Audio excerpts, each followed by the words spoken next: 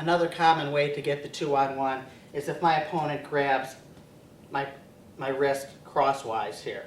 Okay, so his right hand is grabbing my right wrist. Now, there's a couple things I can perhaps do in here, but if we're focusing on the 2-on-1, typically I want to do the same type of motion. I want to grab and I want to step around behind, and I'm going to have to fight a little bit to try to get that wrist.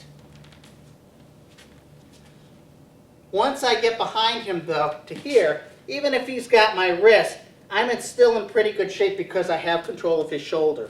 At that point, if I come out against his thumb,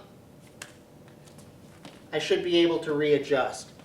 This is a little bit more ugly maneuver perhaps, but the point being that control of the shoulder is ultimately paramount, and perhaps even somewhat more important than even grabbing the wrist. So if my opponent grabs a cross wrist here, what I'm going to do is I'm going to tug, come around to the side and behind, blocking with my head, getting high up on his shoulder. Then I need to break that grip. I don't want to just fight here. If I can come out against the little pinchers here, against his thumb and his fingers, I'm going to be more successful. He has a cross wrist here. I'm going to come across here. He's probably not going to get let go. I just come down, grab, then readjust. I prefer this grip here to this grip. Some people prefer this grip more.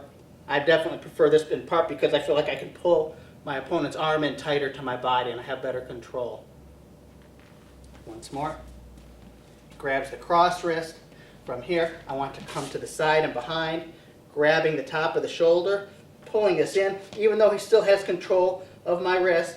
And then I want to cut across the gap between his thumb and forefingers here.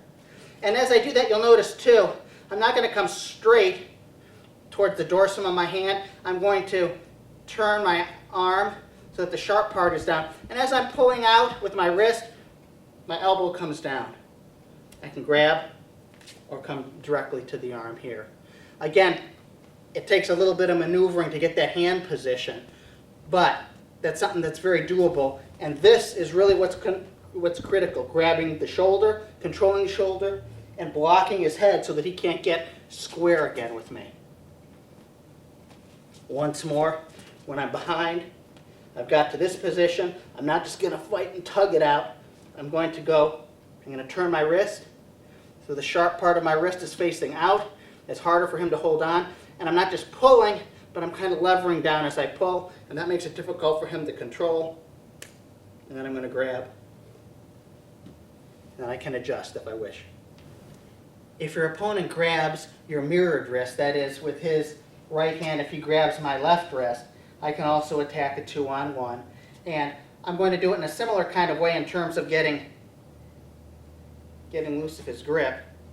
Again, if I come straight, I always want to come through this gap here with his thumb and his fingers. I'd rather not have the broadest part of my arm try to come through that gap. I'd prefer to try to make it narrower, so I'd probably try to get the sharp edge of my forearm to come through this way. Okay? You're going to be more successful, I think, doing that type of a technique. But if he grabs in tight here, all I'm going to do is I'm going to step, I'm going to reach my hand over, pinch your grip here, pop, and come around behind. I'll do it slow from here. What I'm going to do is we're in wrestling stance here. I'm going to be, at the same time I'm turning my wrist, and you'll notice the angle here, it's going against the thumb and through that gap. I've changed the angle of my arm so that the narrow aspect is coming through. I'm coming through with my other hand on top, palm up, pinch your grip. I'm not so concerned about grabbing it, I'm just blocking it here. And what this is going to do now is release by just my movement back against his thumb. Then I come into the 2-on-1 position here. Once more. We're in wrestling position. I turn this in to this position here. Always keeping high up on the shoulder, blocking with my head, ultimately controlling the arm tight to my body.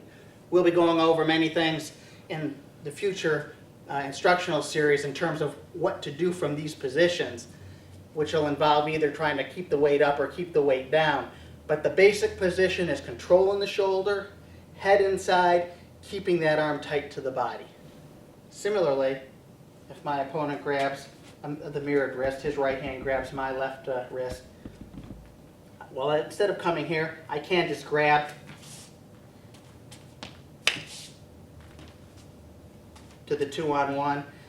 Again, because I don't prefer this type of position here, I don't like this quite as much, but for some people that do, I think this is a good option. Notice as I come through now, though, I'm going to, as I'm stepping, I'm putting a little impact there to this position. Then if I can, I'll adjust. He has the wrist here. Again, I'm not going to go against the wide aspect of my wrist against this small gap here between his thumb and his fingers. That's going to be harder. I'm going to make it narrower.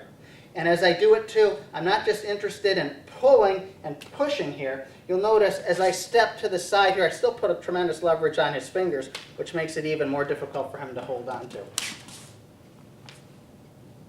This position, and then to readjust. You'll notice where my head is here.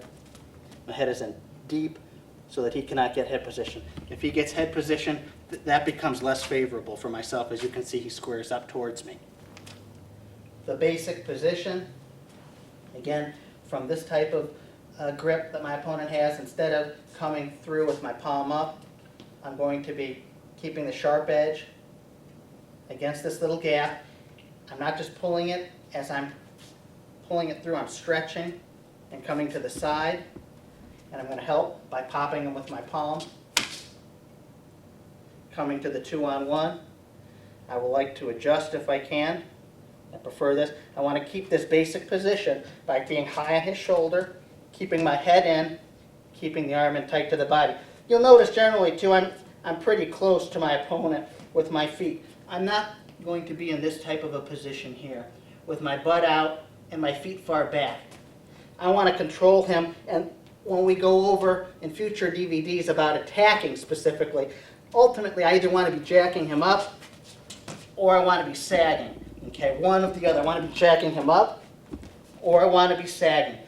But we'll go over more of those specifics in the future instructionals when we go into actual attacking.